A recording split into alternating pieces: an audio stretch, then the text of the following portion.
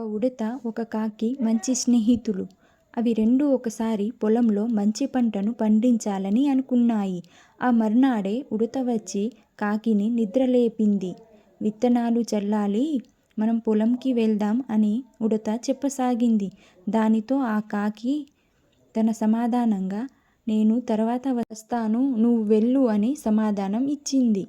ఆ తర్వాత కొన్ని రోజుల తర్వాత ఉడత మళ్ళీ వచ్చి కాకి దగ్గరకొచ్చి, మనం విత్తనాలు మొలకెత్తాయి, మనం నీళ్లు పట్టాలి రా అని పిలిచింది. కాకి ఈసారి కూడా బద్ధకంగా, నేను తర్వాత వస్తానులే, నువ్వు ముందు వెళ్ళు అని చెప్పింది. అలా 2 నెలలు గడిచాయి. ఆ తర్వాత ఉడత మళ్ళీ వచ్చి కాకిని కలిసి, మన పంట రెడీ అయింది, మనం కోత కోయాలి రా అని మళ్ళీ కాకిని పిలవసాగింది. దానికి మళ్ళీ సమాధానంగా కాకి, నేను తర్వాత వస్తానులే, నువ్వు వెళ్ళు అని చెప్పింది. ఉడత ఒక్కటే కష్టపడి పనిచేసి ఆ పంట కోతను కోసింది. పంట మొత్తం కోసేశాక ఉడత మొత్తం భాగాన్ని 2 వాటాలుగా చేసింది. విషయాన్ని మళ్ళీ కాకి దగ్గరికి వెళ్ళి చెప్పింది.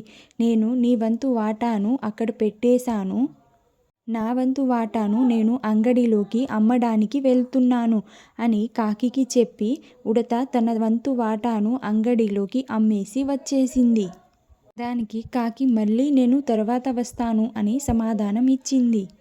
కొన్ని రోజుల తర్వాత కాకి తన వాటాను అమ్మడానికి పొలంలోకి వెళ్ళింది. అక్కడ వెళ్ళి కాకి తన వాటాను చూసేసరికి దానికన్నా ముందు రాత్రే బాగా వర్షం పడడంతో తన పంట మొత్తం కాలువలో కొట్టుకుపోయింది. దీనిలోని నీతి ఏమిటంటే, ఎప్పటి పనులు అప్పుడే చేసుకోవాలి. పనులు అనేవి వాయిదా వేయకూడదు.